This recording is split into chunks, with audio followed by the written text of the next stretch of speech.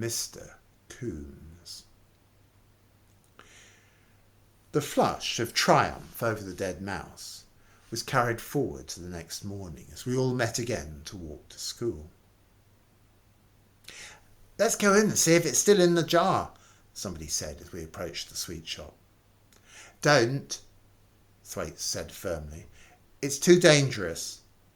Walk past as though nothing's happened." As we came level with the shop, we saw a cardboard notice hanging on the door. "Closed." We stopped and stared. We'd never known the sweet shop to be closed at this time in the morning, even on Sundays. "What's happened?" we asked each other. "What's going on?" We pressed our faces against the window and looked inside. Mrs. Pratchett was nowhere to be seen. "Look!" I cried. "The gobstopper jar's gone. It's not on the shelf. There's a gap where it used to be." "It's on the floor," someone said. "It's smashed to bits. There's gobstoppers everywhere." "There's the mouse!" someone else shouted. And we could see it all. The huge glass jar smashed to smithereens, with the dead mouse lying in the wreckage, and hundreds of many-coloured gobstoppers littering the floor. "She got such a shock when she grabbed hold of the mouse, she dropped everything," somebody was saying. "But why didn't she sweep it all up and open the shop?" I asked. Nobody answered me. We turned away and walked towards the school. All of a sudden, we'd begun to feel slightly uncomfortable. There was something not quite right about the shop being closed. Even Thwaites was unable to offer a reasonable explanation. We became silent. There was a faint scent of danger in the air now. Each of us had caught a whiff of it. Alarm bells were beginning to ring faintly in our ears. After a while, Thwaites broke the silence. "She must have got one heck of a shock," he said. He paused. We all looked at him, wondering what wisdom the great medical authority was going to come out with next. "After all," he went on, "to catch hold of a dead mouse when you're expecting to catch hold of a gobstopper must be a pretty frightening experience, don't you agree?" Nobody answered him. "Well now," Thwaites went on, "when an old person like Mrs. Pratchett gets a very big shock suddenly, I suppose you know what happens next." "What?" we said. "What happens?" "You ask my father," Thwaites said. "He'll tell you." "You tell us," we said. "It gives her a heart attack," Thwaites announced. "Her heart stops beating and she's dead in 5 seconds. For a moment or two, my own heart stopped beating. Thwaites pointed a finger at me and said darkly, "I'm afraid you've killed her." "Me?" I cried. "Why just me?" "It was your idea," he said. "And what's more, you put the mouse in." All of a sudden, I was a murderer. At exactly this point, we heard the school bell ringing in the distance, and we had to gallop the rest of the way so as not to be late for prayers. Prayers were held in the assembly hall. We all perched in rows on wooden benches, while the teachers sat on the platform in armchairs facing us. The 5 of us scrambled into place just as the headmaster marched in, followed by the rest of the staff. The headmaster is the only teacher in Llandaff Cathedral School that I can remember, and for a reason you'll soon discover. I can remember him very clearly indeed. His name was Mr. Coombes, and I have a picture in my mind of a giant of a man with a face like a ham and a mass of rusty-coloured hair that sprouted in a tangle all over the top of his head. All grown-ups appear as giants to small children, but headmasters and policemen are the biggest giants of all, and acquire a marvellously exaggerated stature. It's possible that Mr. Coombes was a perfectly normal being, but in my memory he was a giant, a tweed-suited giant, who always wore a black gown over his tweeds and a waistcoat under his jacket. Mr. Coombes now proceeded to mumble through the same old prayers we had every day. But this morning, when the last Amen had been spoken, he didn't turn and lead his group rapidly out of the hall as usual. He remained standing before us, and it was clear he had an announcement to make. The whole school is to go out and line up around the playground immediately, he said.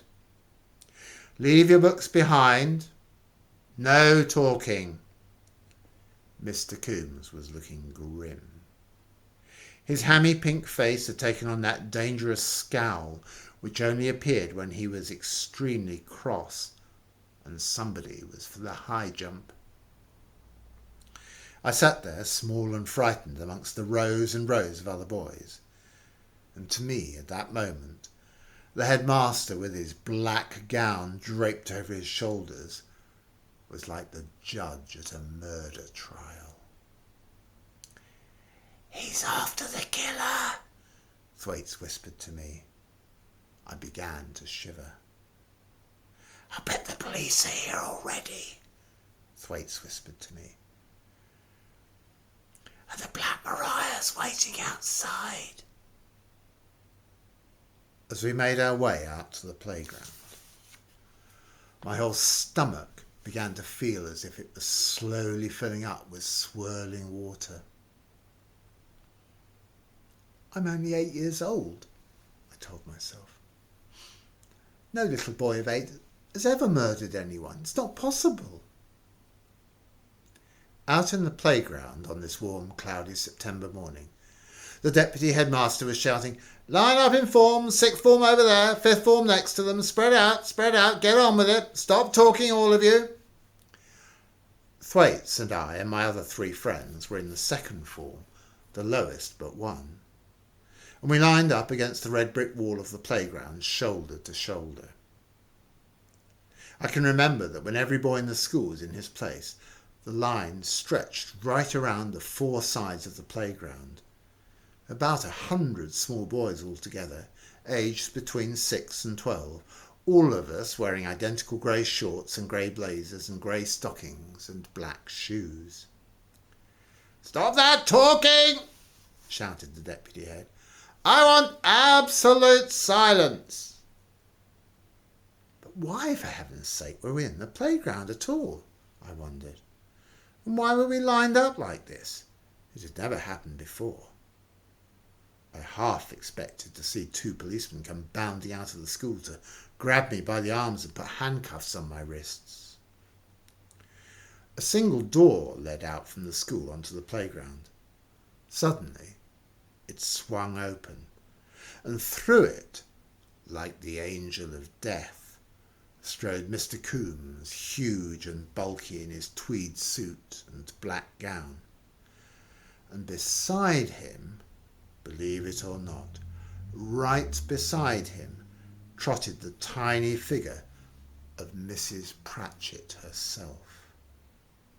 Mrs. Pratchett was alive. The relief was tremendous. "She's alive," I whispered to Thwaites standing next to me. "I didn't kill her." Thwaites ignored me. "We'll start over here," Mr. Coombes was saying to Mrs. Pratchett. He grasped her by one of her skinny arms and led her over to where the 6th form was standing. Then, still keeping hold of her arm, he proceeded to lead her at a brisk walk down the line of boys. It was like someone inspecting the troops. "What on earth are they doing?" I whispered. Thwaites didn't answer me. I glanced at him. He'd gone rather pale. "Too big," I heard Mrs. Pratchett say. "Much too big. It's none of this lot. Let's have a look at some of them titchy ones." Mr. Coombes increased his pace. "We'd better go all the way round," he said. He seemed in a hurry to get it over with now. and I could see Mrs. Pratchett's skinny goat's legs trotting to keep up with him. They'd already inspected one side of the playground where the sixth form and half the fifth form were standing. We watched them moving down the second side, then the third side. "Still too big," I heard Mrs. Pratchett croaking.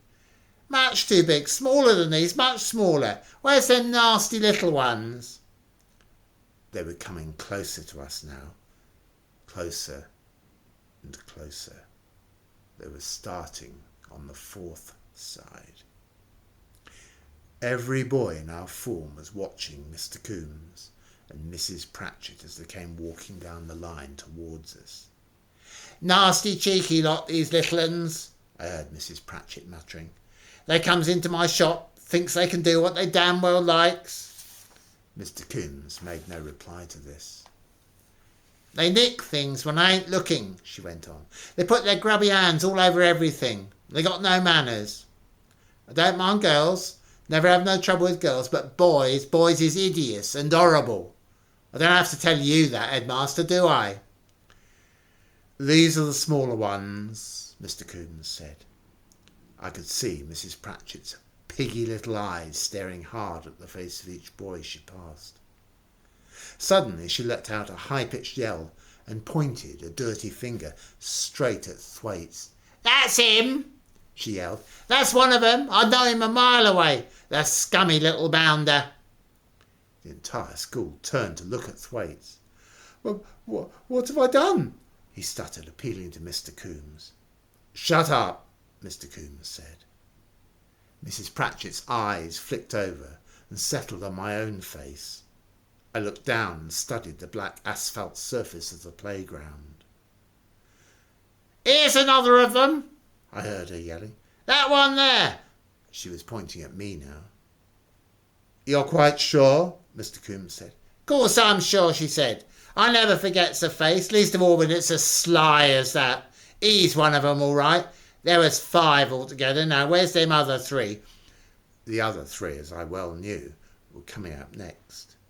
Mrs. Pratchett's face was glimmering with venom as her eyes travelled down beyond me.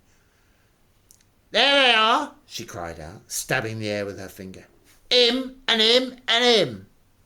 That's the 5 of them all right. We don't need to look no farther than this, Headmaster. They're all here, the nasty, dirty little pigs. You've got their names, have you?" "I've got their names, Mrs. Pratchett," Mr. Coombes told her. "I'm much obliged to you." "And I'm much obliged to you, Headmaster," she answered. As Mr. Coombes led her away across the playground, we heard her saying, "Right in a jar of gobstoppers it was, stinking dead mouse, which I'll never forget as long as I live."